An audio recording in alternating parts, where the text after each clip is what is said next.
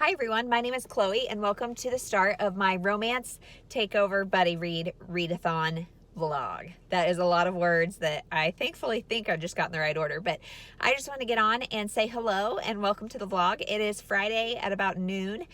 And this morning I finished off The Creeping by Alexandra Sirowy, and it was not a romance, so I'm just going to briefly talk about it for people who watch all of my vlogs, in case you were wondering, because I almost finished it last night at the end of the last vlog, but then I didn't quite get it done. So I'm ending up giving it 4 stars. It was a good YA mystery thriller.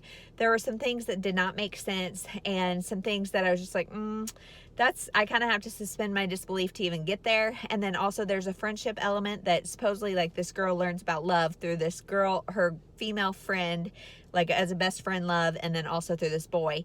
So I guess it's kind of a romance, but and the friend was terrible. And the friend was terrible from the beginning. And I was buddy reading this with Karen from Rather Be Reading. And we both expected like some character growth, and it never came. She was terrible at the beginning and she was terrible at the end. And so that was a bummer. She just never matured at all. But so 4 stars for a YA mystery thriller. It was good. Expect entertaining, but you definitely have to suspend your disbelief a little bit, and you're not going to get anything like outrageously good. So that's that. I am about halfway through A Very Merry Princess by Susan Mallory. This is the novella. It's number 2.5 in the Happily Ink series. And I didn't do a TBR for this readathon, but I think I'm just going to binge out the rest of the Happily Ink series. So that's kind of boring to watch, but I've got the next 2 on audio. So I'm going to try to like plug in and maybe get those done like today and tomorrow. And so then I can do something different Sunday. But I'm also going to be reading something physically because I have to have a physical read as well as an audio read. So I will update later and let you know what I choose physically. And that's it. So thank you for watching this and participating in the readathon. I really hope you are. I'm so excited to watch everybody else's vlogs and see. I'm trying to tweet, and I don't ever tweet. And so I'm trying to tweet and I'm trying to Instagram, and like the social media in general, like I am like a 60-year-old trapped in a 30-year-old's body. I don't know how to do like any of the new age stuff, and I'm calling Instagram and all of that new age. So yeah, I am not good at tech or at social media, but I'm going to try for this readathon. And I don't know if you can tell, but it is very gross outside today, so I won't be reading outside today. But I might try to do that challenge later this weekend. As for life stuff today, it has been the dishwasher saga continues. The guy came to fix it, and he couldn't fix it because American Home Shield put in the order wrong. So yet again, this is another week and 4 hours on the phone and still no working dishwasher. So to say I'm frustrated is a little bit of an understatement, but first world problems. And then so that's what we did most of the morning. And so then my daughter and I just went and got grocery pickup, which if you are watching my vlog, I did yesterday as well. And that's because most of our order is not fulfilled. So such is the life in these times. I know everybody understands, and this is just a lot of first world problems. I'm trying to maintain positivity because we're healthy, we're happy, and there's this super fun readathon going on. So I'm gonna go in, eat lunch, and then hopefully tuck into Very Merry Princess and finish that off.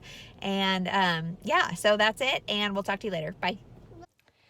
Hey everyone, it is like 4:15 on Friday, and I just thought I'd get on and let you know that I finished A Very Merry Princess by Susan Mallory. It's number 2.5 in the Happily Ink series, and I'm going to give it 3 stars. It was like a 115-page novella about a girl who is the princess of some Middle Eastern country, and then Cade, who is the brother of the main character in the first book. So he buys a horse from her family, and so she flies the horse over to deliver it. And when she gets here, she says that her name is Bethany Smith, and just a generic name. She doesn't tell him that she is a princess, and so of course that causes problems, but it's their relationship. And I honestly wish that all the Happily Ink books were like this long, because that's about the quality they are. Like, I got sick of it right on time that it ended. So cute, 3.5 stars, good enough. And now I'm going to pick up the next one, which is Why Not Tonight. That's number 3.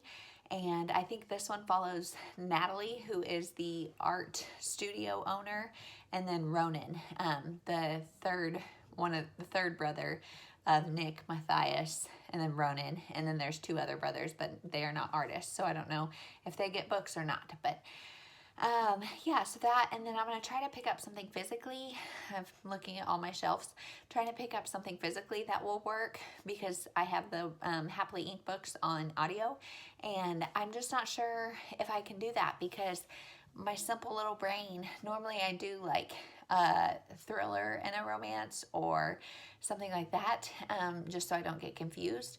But maybe if I do like a YA romance, I could keep them straight. I'm not really sure. So I'm going to look at my shelves, see if there's something I can find that maybe would be different enough that I can read it at the same time. And I will let you know either when I have like something to say or when I pick a book. We'll talk to you later. Bye.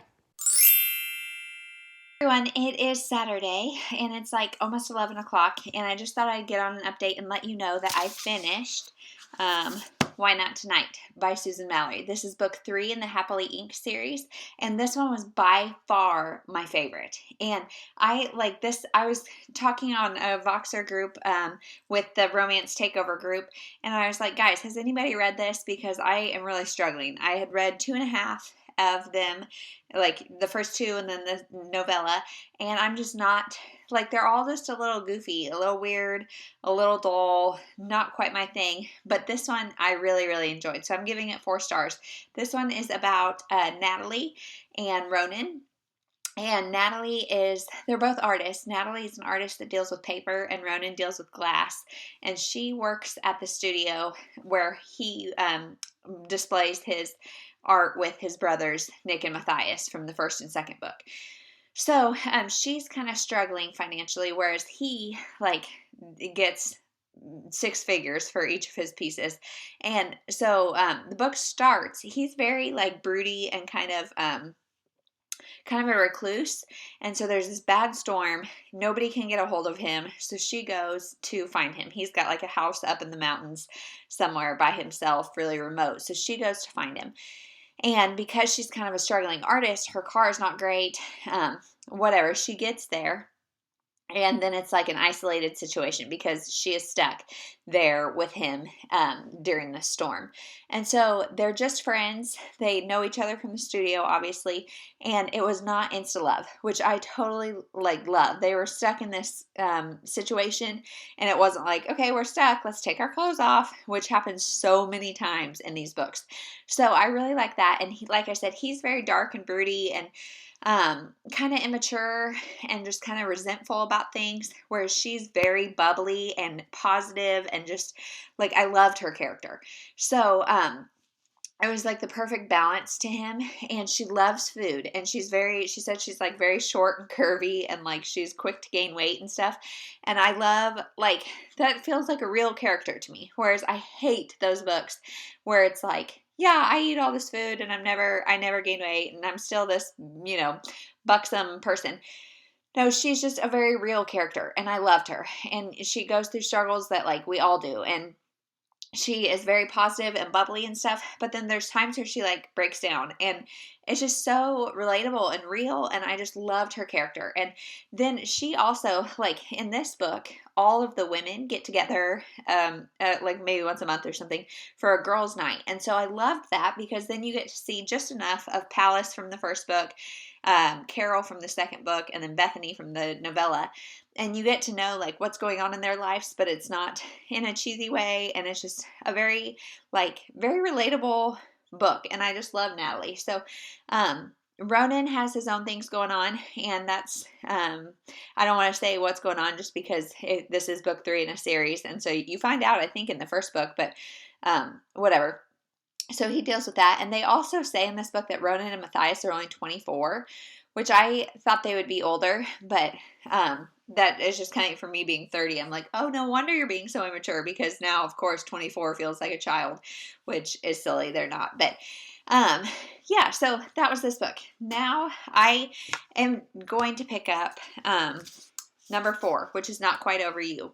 And this is the last one I have on audio, because that's how I've been listening to these mostly. Like, that one I kind of read some physically, just because I can't figure out how to read 2 romances and not get confused. So this one I have on audio, and then I'm on a wait list for an ebook. or audiobook of number 5. And so I don't know if I'll finish that this weekend, but I'm going to try to start and finish Not Quite Over You today. And this one's about, let's see, Silver, who is, I think she's like the bartender kind of thing, because Happily Inc. is a town that is all about weddings. I'm going to read at least that one. I want to start and finish it today. It's like an 8-hour audiobook, and I've been listening at like 2.65 speed. I love how Libby you can pull down and make it whatever speed you want. They're all narrated by the same person. So now that I have listened to 3 of them, the novella was ebook, so I've just listened to 3, but I'm comfortable enough with her speech that I can do it a little quicker. So, and y'all, yesterday I came up here to my office, which I'm losing light quickly. It's 11 o'clock, but it's gloomy. And my Kindle had been plugged in just like it always is, and it was dead. And I could not get it to charge. So I thought maybe it was the outlet. So I moved outlets. It's not the outlet. So I thought maybe it was the cord. So I plugged the baby monitor in because it works on the same kind of cord. It's not the cord. So my husband did his engineer thing and got it working. But I'm like, gosh, if I lose my Kindle, that's going to be terrible. So yeah, I'm going to listen to this one on audio, and then I'm going to start something on ebook because I just want to read with my eyes. So today, I've got a FaceTime chat with Nicole from Who Picked This Book at noon, and we're going to chat about live show stuff, so that's super exciting. If you, well, this is going to go up after the live show probably. Maybe not. If it goes up Monday morning, join us Monday night, 7 o'clock, my channel for a live show. If this goes up after, I hope you joined and talked with us about what we read and how this experience was for us. So I am also doing the thing that I do with every single readathon, which is I'm so craving a thriller or a middle grade book or something, because I'm so behind on watching videos that I'm in the middle of middle grade March stuff, and people are talking about so many good ones, and somebody, I can't remember who, if it was you and you're watching this, let me know, because I commented because they just did a video on middle grade books that was so nostalgic for me. I think she was born in 87 or something, so she's a little bit older than I am, but not much. And so the books she was talking about were so nostalgic to me, and it made me really just want to pick some up. So just like every other readathon, since I'm supposed to be focusing on romance, that's the last thing I want to read, and it's just what I do during readathons. So but I'm going to trudge forward, finish the Susan Mallory, and then I think getting out of the Susan Mallory situation will help me a little bit get reinvigorated, and maybe I'll pick something that kind of toes the line between women's fiction. But this has been a very long clip, and so I'm going to let you go, and we'll talk to you later. Bye. I just was going to let you know that I finished Not Quite Over You, which is number 4 in the Happily Inc. series in Susan Mallory, by Susan Mallory, and that would be 2.5 books done for this readathon, so I'm feeling pretty good about that. I gave it 3 stars. It's back to being not a great, just a 3-star, not great book. And I think why I liked the 3rd one so much better than all the rest is because it was way more focused. It was about one couple, and they're isolated for part of it, so that helps kind of focus it on just them, and it's just about one couple, and then the rest of the situation is definitely on the outskirts, whereas this one again is 1 and 2, where it's it's a story of Silver, who is the bartender of the community, and then Drew is Palace and Cade's cousin, and he works at the bank that the family is a part of or whatever. They had a history when they were teenagers. They had a relationship, and he kind of broke her heart, and now it's years and years later, and they kind of come back together because she needs a partner, and he becomes that partner, for her business. So it's about that story, but it's also we get the story of Jasper and Wynn, and Jasper is a writer in the town, and Wynn is just a new girl to town, and I have no idea what purpose or what point that added to the story. And so we go on tangents with each of them, and that was uninteresting and just distracting. And we just get a lot of excess information and excess stuff that's just distracting. So I didn't really care for it. I did like all the scenes with Autumn, and I'm not going to tell you who Autumn is just because it's kind of a spoiler, but I liked her. I liked her character. And So overall, it was three stars for me. I think this series is just kind of going to be a meh series. But I don't have the fifth one physically, and I don't have it on ebook or audio. I have to wait for it. So I'm going to stop with the Happily Ink series, and I'm going to pick up Love and Gelato. And then physically, I'm going to pick up the Guernsey Literary and Potato Peel Pie Society. And this one has been one that's intimidated me for a long time, and I don't really know why. I think it's because I've started it and just can't get really into it, and it's historical fiction, which we know is not my thing. So I think the time I started it before was on audio, and I don't think that's a good way to take in like letter format, at least not from the beginning until you like get your feet in. So I'm going to read that physically, and I think an adult historical and a YA are far enough apart that I won't get confused. So I don't know if I'll start the Guernsey Literary Potato Peel Pie Society tonight because it's 8 o'clock.